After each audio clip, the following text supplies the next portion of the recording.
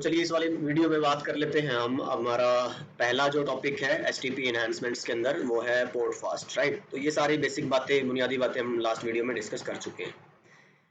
Port fast, तो देखिए एक ऐसा पोर्ट जो एक्सेस है, एक्सेस पोर्ट है, मतलब कि एक्सेस और ट्रंक दो तरह के होते हैं ना। तो जो आपके एंड डिवाइसेस से जुड़ा होगा, जो सिंगल वीलैन को कैरी कर रहा होगा, ऐसे पोर्ट को हम क्या बनाते हैं, पोर्ट फास्ट बनाते हैं, ठीक है।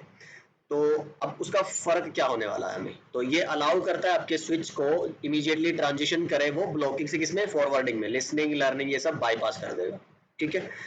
चलिए, तो अच्छा एक और चीज देखिए, अगर मान लो आप ये नहीं करते हैं तो एक तो ये नुकसान है ही है कि भाई आपका बेवजह ये जो डिवाइसेस एंड वाले हैं, अब मान लो अब आप ऑफिस में काम करने जाते हो और इसको ऑन करोगे, जाते हुए जब आप ऑफिस से वापस आते हो तो इसको बंद करके आते हो। जनरली ऐसा करते हैं बहुत सारे डिवाइसेस, जो एंड डिवाइसेस है वो इसी तरह से काम करने के लिए डिजाइन होते हैं, क्योंकि ये सर्वर नहीं है, क्लाइंट्स है। आप आगे सुबह फिर काम करोगे तो ये फिर 50 सेकंड 30 सेकंड लेगा। सोचो बहुत सारी ऐसी सर्विसेज होती हैं जो इतने टाइम में तो टाइम आउट हो जाती है। तो यहाँ पे एक एग्जांपल डीएचसीपी का लिखा है। तो चलो मैं आपको थोड़ा सा ना एक प्रैक्टिकल करके दिखाता हूँ। इस बहाने ये भी बता दूं, शायद मुझे नहीं पता मैंने कभी स्विच पे डीएचसीपी कॉन्फ़िगर आपको करके दिखाया कि नहीं। तो इस वीडियो में ट्राई करते हैं एक बार, ठीक है। और ये आपको डीएचसीपी वाला जो मैं बताना चाह रहा हूँ इसको ही बताता हूँ फिर एक बार। तो क्या करते हैं कि एक ले लेते हैं स्विच, और फिर एक सिंगल टेस्टिंग के लिए लगा लेते हैं हम कोई भी एक डिवाइस, ठीक है। और एक लिंक से कनेक्ट करते हैं, ठीक है। अब मान लो यहाँ पे मेरे को क्या करना है, DHCP कॉन्फ़िगर करना है। सबसे पहले तो एक चीज याद रखनी है आपको, ये कोई लेयर 3 स्विच तो है नहीं, आपका लेयर 2 स्विच है। तो इस पे DHCP और ये राउटर भी नहीं है, तो आप इस पे डायरेक्टली DHCP ऐसे नहीं चला सकते। मैं ट्राई करके देखता हूँ और आप देखेंगे कि हाँ नहीं चलती है। तो एक कमांड रन करनी पड़ती है आपको इसमें, वो है सर्विस DHCP, ठीक है। तो मैं क्या करूँ, सबसे पहले ये जो मेरा पोर्ट है ये इंटरफेस सॉरी जो FA0x1 इंटरफेस है VLAN 1 के अंदर है बाय डिफॉल्ट, क्योंकि वो डिफॉल्ट VLAN है। तो मैं अगर कोई भी एक IP DHCP पूल बनाता हूँ इसके अंदर, मान लीजिए टेस्ट के नाम से, और उसमें नेटवर्क दे देता हूँ, मान लो मैं 10.0.0.0 और उसका डिफाइन कर देता हूँ आपको सबनेट मास्क, ठीक है। गेटवे वगैरह की भी आपको जरूरत नहीं, अगर डालना है तो मान लो आप गेटवे डाल भी सकते हैं। तो 10.1 डीएनएस सर्वर भी अगर आपको लगता है आपको चाहिए तो आपको डीएनएस सर्वर भी डाल देते हैं, क्योंकि हम डीएचसीपी से आईपी दे रहे हो यार। अगर प्रैक्टिकल लाइक एंटरप्राइज एनवायरनमेंट की बात करोगे तो उसमें तो आपको सब कुछ फिर डिफाइन करना ही पड़ता है। इतना हो गया। फिर आपने ये जो गेटवे वाला आईपी कहीं पे दिया होगा उसको आप एक्सक्लूड भी कर दो, ताकि उसके लिए कोई जद्दोजहद ना करे कोई भी एंड डिवाइस के, यार मेरे को चाहिए 10.1 मेरे को चाहिए, नहीं, ये पहले से ही असाइंड है, ये किसी और को नहीं दिया जाएगा। चलिए अच्छा है, वेरीफाई कर लेते हैं। डू शो आपका किस में मिलेगा, ये रन के अंदर, एंटर। अच्छा, ज्यादा स्मार्ट हो गया हम। टू शो रन, ठीक, ये सारी कॉन्फ़िगरेशंस हैं हमारे पास। और अगर आप देखेंगे इधर जाके डिवाइस पे और आप DHCP करेंगे तो आपको IP मिलना चाहिए, नहीं मिल रहा, क्योंकि मैंने कहा था एक कमांड है सर्विस DHCP, वो आपने नहीं चला रखी। तो आप ये कमांड चला दीजिए। सर्विस में करेंगे ना आपको बहुत सारी सर्विसेज हैं जो ये इनेबल्ड है, डिसेबल्ड है, और आप इनेबल से डिसेबल और डिसेबल से इनेबल कर सकते हैं। आपने सर्विस DHCP चला दी, अब देखते हैं कि आपको IP मिल रही है क्या। नहीं, अभी भी अपीपा है, ठीक। क्यों, क्या दिक्कत है, क्योंकि देखिए ये राउटर नहीं है, ये IP अवेयर नहीं है। आपको यहाँ पे एक SVI बनानी पड़ेगी, स्विच वर्चुअल इंटरफेस। तो या तो आप डिफॉल्ट वाला बना लो कि अभी जिस VLAN के अंदर है उसी को, जैसे मेरा ये डिफॉल्ट VLAN में था इंटरफेस VLAN 1, इसको आप नो शट करो, क्योंकि VLAN 1 को हमेशा आपको नो शट करना पड़ता है, क्योंकि ये शट डाउन होती है बाय डिफॉल्ट, बाकी नहीं होती। और फिर आप इसको कोई IP दे दो, और ध्यान रहे अब आप IP उसी नेटवर्क की दो जो आपने अपने DHCP में कॉन्फ़िगर किया हुआ है। तो ये बेसिक्स आपको पता होंगे पहले से ही। एग्जिट करेंगे हम यहाँ से, और अगर आप अब यहाँ देखेंगे, रिफ्रेश करेंगे, तो आपको 10 के नेटवर्क की कोई IP मिलनी चाहिए, और आपके बाकी पैरामीटर्स भी, ये देखिए मिल रहा है। तो यही गेम है। अगर आप इसको इंटरफेस, किसी इस इंटरफेस को दूसरी VLAN में डालना चाहते हो, मान लो VLAN 10 में, और फिर आप इस पे IP चाहते हो, तो मेक श्योर कि इंटरफेस VLAN 10 को उसी नेटवर्क का कोई एक IP आप जरूर दे दे, मींस उसको एक स्विच वर्चुअल इंटरफेस बना दे, तभी वो इसको मान पाएगा कि हाँ मैं इस रेफरेंस से बिलोंग करता हूँ, इस नेटवर्क से बिलोंग करता हूँ, और मुझे इस नेटवर्क का IP चाहिए, ठीक है। तो ये थोड़ा सा कुछ ध्यान रखने वाली बातें आपको स्विच के केस में। अब मान लो कि आपने यहाँ पे STP से सॉरी DHCP से IP चाहिए होगा, ठीक है। तो लेकिन आप जैसे ऑफिस में आए हैं और मतलब आप ऑफिस से जा रहे हैं शाम को, आपने इसको क्या कर दिया, बंद, ठीक है, और आकर आप इसको क्या कर रहे हैं, ऑन, ऐसा ही होता है। अब इसको ऑफ किया और दोबारा ऑन किया। अब देखो यहाँ पे एक टाइम लग रहा है ना। अब आप यहाँ जरा कोशिश करो DHCP से आईपी लेने की। अब देखो तुम आईपी मिलेगी कि नहीं मिलेगी। अभी आ गया ना। तो यहाँ तो चलो फिर भी ये है कि मैं रिफ्रेश कर लूंगा दोबारा, दूसरी बार तीसरी बार, तो जब ये आपका ऑन हो जाएगा पोर्ट तो तब आपको।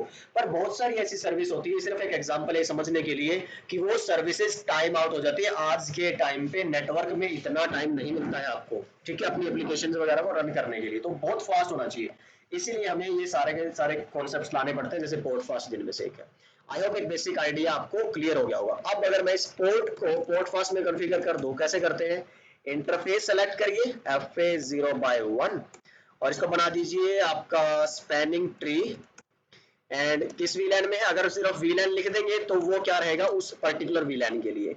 अगर आप नहीं करेंगे, अच्छा अब ये देखिए यहाँ पे इंटरेस्टिंग है, ये कुछ चीजें हैं जो ध्यान रखने वाली हैं। अपने को कुछ काम है जो आप ग्लोबली आपको करने पड़ेंगे, मींस पर्टिकुलर हर एक वीलैन के लिए, और कुछ है जो आप एक अलग अलग वीलैन के लिए स्पेसिफिकली जाके कर सकते हैं। अगर आप वीलैन 1 में देखते हैं, जैसे मैंने अभी ट्राई करने की कोशिश किया, तो यहाँ पे आपको कोई पोर्ट फास्ट नहीं, तो ये सिर्फ वीलैन बाय वीलैन नहीं कर सकते, आपको सारे वीलैंस के लिए ही करना पड़ेगा, पूरे स्पैनिंग ट्री के लिए। तो अब यहाँ से आप इसको अगर पोर्ट फास्ट चाहें तो ये कॉन्फ़िगर कर सकते हैं, ठीक। इतना करने के बाद अब मान लो आप शाम को गए, ठीक है, बंद करके, और आके आपने सुबह ऑन किया, तो ये देखिए कोई टाइम नहीं लगा अब इसमें, ये फटाफट से ऑन हो गया और आपको DHCP से आईपी मिल जाएगी, ठीक है।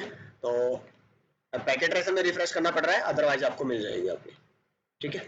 और DHCP का डोरा प्रोसेस वगैरह जो भी होता है वो बहुत फास्ट काम करेगा। तो आई होप ये सारा कॉन्सेप्ट आ गया होगा समझ में आपको अभी तक, ठीक है। तो ये कुछ थियोरेटिकल पार्ट है आपके लिए, great tool to improve your convergence and insignificant topology change किसको बोलते हैं, ये देखिए ध्यान से देखिए, इनसिग्निफिकेंट टोपोलॉजी चेंज, ठीक है। और ये ऐसे चेंजेस हैं क्योंकि जब आप स्विच पे कोई डिवाइस लगाते हो ना नीचे की तरफ डाउन स्ट्रीम में, ये अप होना डाउन होना, इसका होने से आपके एसटीपी की टोपोलॉजी पे नहीं कोई फर्क पड़ता ना। तो इसलिए ये सारा इसको क्या बोलते हैं आप, इनसिग्निफिकेंट। वो सिग्निफिकेंट तब होते हैं जब आरपी, कोई डीपी, कोई आपका ब्लॉकिंग, उस पे कुछ चेंजेस है जिनकी वजह से लूप डीपीडीयूज वो सारा गेम चेंज होता है। पर ये तो क्या है, आपका इससे कोई फर्क ही नहीं पड़ता, एंड डिवाइस से जुड़ा है, एक्सेस पोर्ट है, ठीक है। चलिए उसके बाद बात कर लेते हैं, if port fast enabled port receive, ठीक है, और which will send out config. तो ये देख लेना आप, मेरे ख्याल से इसमें कुछ ऐसा होगा नहीं जो मेरे को बताना पड़ेगा अलग से। ये कॉन्फ़िगरेशन है, आप पोर्ट बाय पोर्ट भी कर सकते हो, ग्लोबली भी कर सकते हो आप, जैसे spanning tree port fast default लिख दिया, आप किसी इंटरफेस के अंदर नहीं है, आपने लिख दिया spanning tree port fast default, ठीक। और फिर आपको लगता है कि यार आपके ना 4 पोर्ट ऐसे हैं जो ट्रंक है, और बाकी जो आपके 20 पोर्ट थे वो एक्सेस थे, उन चारों पे जाके रेंज में सेलेक्ट करके और उसको डिसेबल कर दो। समझ पा रहे हैं, मतलब ये थोड़ा सा स्मार्टली काम कर रहे हैं कि भाई जो ज्यादा तरह के पोर्ट हैं उनको एक साथ कॉन्फ़िगर करके, और फिर जो बाकी एक दो बचे हुए हैं जो ट्रंक वाले, उन पे आप मैनुअली, क्योंकि 20 पोर्ट पे मैनुअली पोर्ट फास्ट इनेबल करना या फिर 4 पे करना वो आप सोच लीजिए, ठीक। अदरवाइज ऐसा भी कोई लफड़ा नहीं है, आप इंटरफेस रेंज FA0/1 to 20 कर लो और सीधा लिख दो स्पैनिंग ट्री पोर्ट फास्ट, बस सिंपल। अब वो आपके ऊपर है यार, आप कैसे काम करते हो, ठीक है, ये आपके सामने है। अच्छा एक और चीज है, आपने अगर गौर किया हो, यहाँ पे मुझे ध्यान नहीं रहा बताना, एक मैसेज आया था हमारे पास कि ये आप ट्रंक पे मत करिए नहीं तो लूप बनने के और वो सब चांसेस है। यहाँ पे एक सिसलॉग मैसेज है, वार्निंग मैसेज, ठीक है, कि आप पढ़ना इसको जरा समझ आ जाएगी बात, इसलिए। लेकिन कई बार क्या होता है कि आपको पोर्ट फास्ट ट्रंक पे भी अगर कॉन्फ़िगर करना है, ठीक, तो उसके लिए कमांड आती है पोर्ट फास्ट ट्रंक, एंटर, ठीक है। पर वो अब ध्यान रहे कि बॉस अगर आपने ऐसा कर दिया और इसके साथ कोई स्विच लगा दिया, आप पूरे पूरे चांसेस है आपके लोग उसके लोग बनने के, ठीक। उसी से बचने के लिए हम जो क्या बोलते थे उसको बीपीडी गार्ड वगैरह कॉन्फ़िगर करते थे हम, ठीक है। तो जितना कोशिश हो इसको अवॉइड करिए, या फिर टेक केयर कि हाँ आप क्या कर रहे हैं आपको पता होगा एग्जैक्टली। तो यस इट वाज अबाउट आपका पोर्ट फास्ट। तो आई थिंक इस वीडियो में इतना काफी, अगली वीडियो में हम बात कर लेंगे अपलिंक एंड आपका बैकबोन फास्ट दोनों की ही। तो तब तक अपना ख्याल रखिए, सीखते रहिए, सिखाते रहिए। मैं आपसे मिलता हूँ अगली वीडियो में। Bye bye and take care.